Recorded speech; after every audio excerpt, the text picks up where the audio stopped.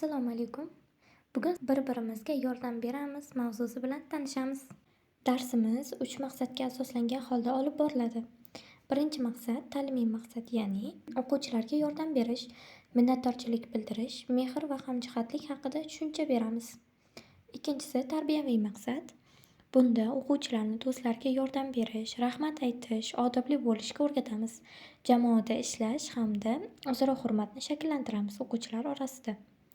Uchinchisi rivojlantiruvchi maqsad bo'lib, bunda o'quvchilarning fikrlashi, nutq so'zlashi, rolli o'yin va ijodkorlik ko'nikmalarini rivojlantirishda yordam beramiz.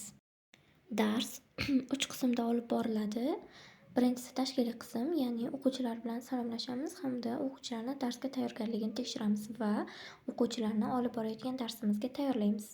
Ya'ni ularni fikrini jalb qilib olamiz. Ikkinchisi asosiy qism. Bunda o'qituvchi hikoyani yoki darslikda berilgan biror bir topshiriqni o'qib eshittiradi hamda o'quvchilarga savol bilan yuzlanadi. Ya'ni o'quvchilarga yangi mavzu tushuntiriladi.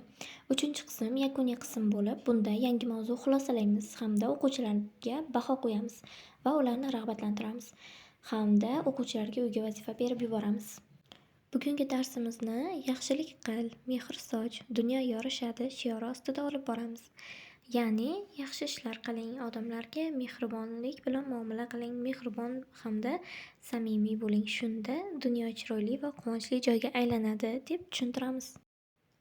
O'quv materialida shunday topshiriq berilgan.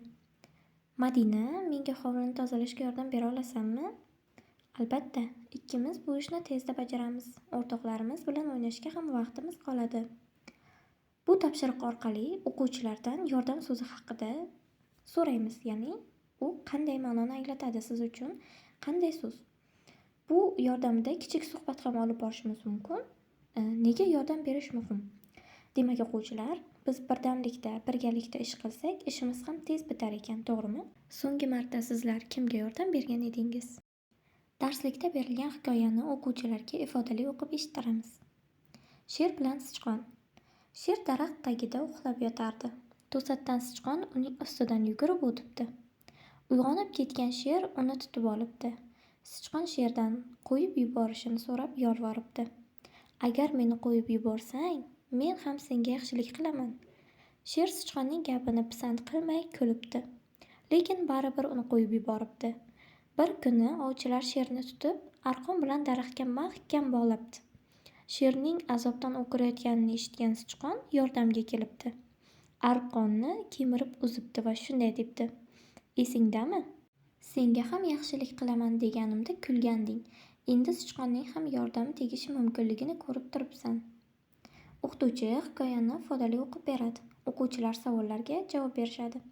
Ya'ni yuqorida keltirilgan, ya'ni o'quv materialida berilgan savollar orqali o'quvchilarga yuzlanamiz. Bundan tashqari, bu hikoya asosida rolli o'yin ham tashkil etishimiz mumkin. Bunda sher va sichqon obrazlari sahnalashtiriladi. Bu orqali o'quvchilarning dunyoqarashi kengayadi hamda jamoa o'rtasida ularning rolini kuchaytirishimiz mumkin.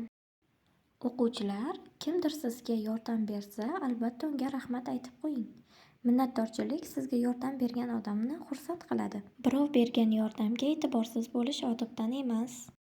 Ruhshunoslarning aytishicha, minnatdorchilik bildirish insonning kayfiyatini ko'taradi.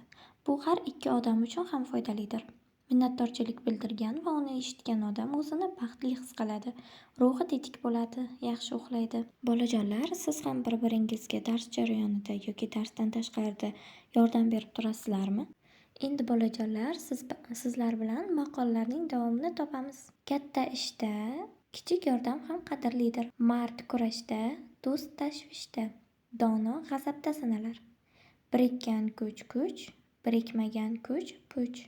Kimgadir yordam berish boshqa odamlar uchun foydali ish qilishdir. Ba'zi ishlar yordamga o'xshab ko'rinadi, lekin o'ylab qaralsa bu yordam emas, balki zarar ekanligi bilinadi. Masalan, Madinaning Akmalga uy ishlarini qilishga yordami yaxshi ish, ammo sinfdoshiga uy vazifasini ko'chirtirish yaxshi ish emas. Nima uchun yaxshi emasligini bilasizlarmi? Dars jarayonini yanada qiziqarli qilish uchun o'quvchilar bilan birgalikda yordamchi qo'llar daraxti metodini bajaramiz. Bunda o'quvchilarni guruhlarga bo'lib olamiz.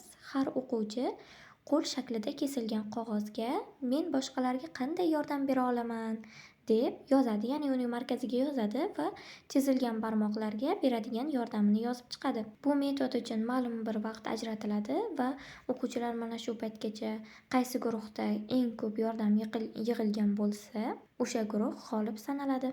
Darsimiz ham o'z yakuniga yetdi. O'quvchilar, bir-birimizga yordam beramiz mavzusida kollaj tuzish sizlarga uy vazifa bo'ladi. E'tiboringiz uchun rahmat.